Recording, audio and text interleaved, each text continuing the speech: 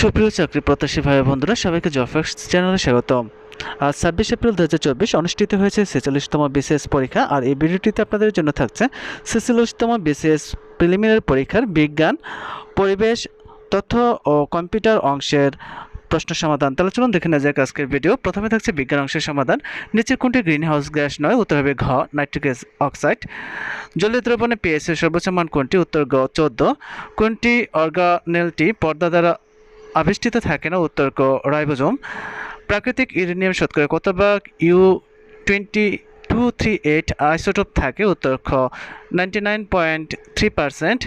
জীববিজ্ঞানে কী ধরনের তথ্য প্রযুক্তি ব্যবহার করা হয়? উত্তর ক, বায়োইনফরমেটিক্স। গমের মোজাইক ভাইরাস কীভাবে ছড়ায়? উত্তর খ, মাইটের মাধ্যমে।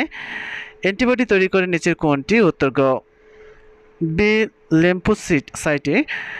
অত্যাবশ্যকীয় অ্যামাইনো অ্যাসিড কোনটি? উত্তর ঘ, ভ্যালিন। প্রকৃতিতে মৌলিক বল কয়টি? উত্তর গ, 4টি। জেমস ওয়েব টেলিস্কোপ কোন ধরনের রেডিয়েশন ব্যবহার করা হয়? উত্তর খ, ইনফ্রারেড।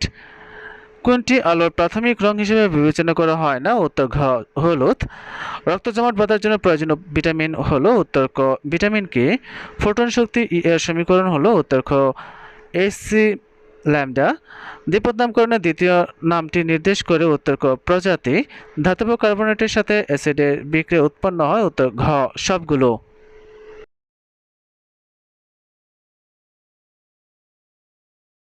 এবার থাকছে পরিবেশ এর অংশ। হিলিস্থল বন্দরটি বাংলাদেশে কোথায় অবস্থিত? উত্তর গ, হাকিমপুর, দিনাজপুর। ঢাকা থেকে পূর্ব দিকে অবস্থিত একটি স্থানের সাথে দ্রাঘিমার পার্থক্য ৪৫ ডিগ্রি। ঢাকার সময় মধ্যাহ্নে ১২টা হলে ওই স্থানের সময় কত হবে? উত্তর বিকাল ৩টা। কোন দুটি প্লেটের সংযোগস্থল বরাবর মাউন্ট এভারেস্ট অবস্থিত? উত্তর ক, ইন্ডিয়ান ও ইউরেশিয়ান। উচ্চতা বৃদ্ধির সাথে ট্রপোমণ্ডল বায়ুর ক্রমহ্রাসমান তাপমাত্রা হলো? উত্তর খ, ৬.৫ ডিগ্রি সেলসিয়াস। দুবাই অনুষ্ঠিত জাতিসংঘ জলবায়ু বিষয়ক সম্মেলন COP28 মূল ফোকাস ছিল? উত্তর ক, জীবাশ্ম জ্বালানির ব্যবহার পর্যায়ক্রমে হ্রাসকরণ। নিরক্ষীয় তল থেকে উত্তর মেরুর কৌণিক দূরত্ব উৎপন্ন কোণ কত? উত্তর গ, ৯০ ডিগ্রি। জাপানিজ শব্দ সুনামি এর অর্থ কী? উত্তর ঘ, পোতাশ্রয়ের ঢেউ। দুঃখিত, উত্তর খ, সামুদ্রিক ঢেউ। ১০৩। বৈশ্বিক উষ্ণায়নের জন্য ঝুঁকিপূর্ণ নয় কোনটি? উত্তর ঘ, ভূমিকম্প। বন্যা নিয়ন্ত্রণের সাধারণ ব্যবস্থাপনা অন্তর্ভুক্ত নয় কোনটি? উত্তর ক, নদী খননের মাধ্যমে পানি পরিবহন সক্ষমতা বৃদ্ধি করা।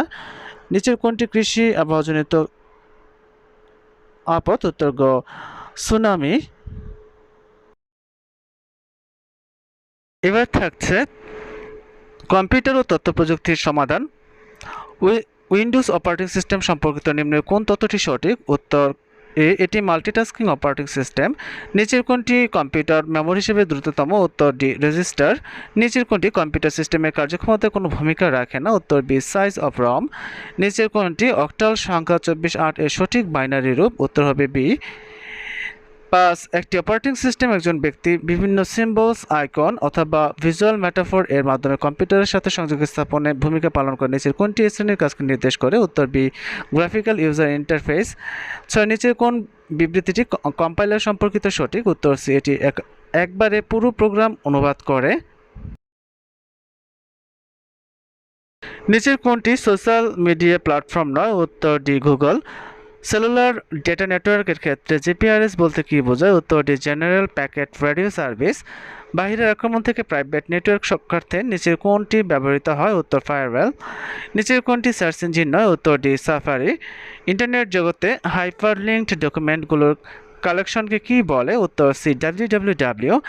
গ্রাহকের চাহিদা অনুযায়ী ইউটিলিটি ভিত্তিক কম্পিউটার পরিষেবা প্রদানের জন্য কোন প্রযুক্তিটি ব্যবহার করা হয়? উত্তর বি, ক্লাউড কম্পিউটিং। নিচের কোন নেটওয়ার্কটি সবচেয়ে বেশি জায়গায় ব্যাপ্তি হয়? উত্তর বি, ওয়ান। নিচের কোন প্রযুক্তি ফেস রিকগনিশন সিস্টেমে ব্যবহার করা হয়? উত্তর এ, অ্যাপ্লাইড এআই।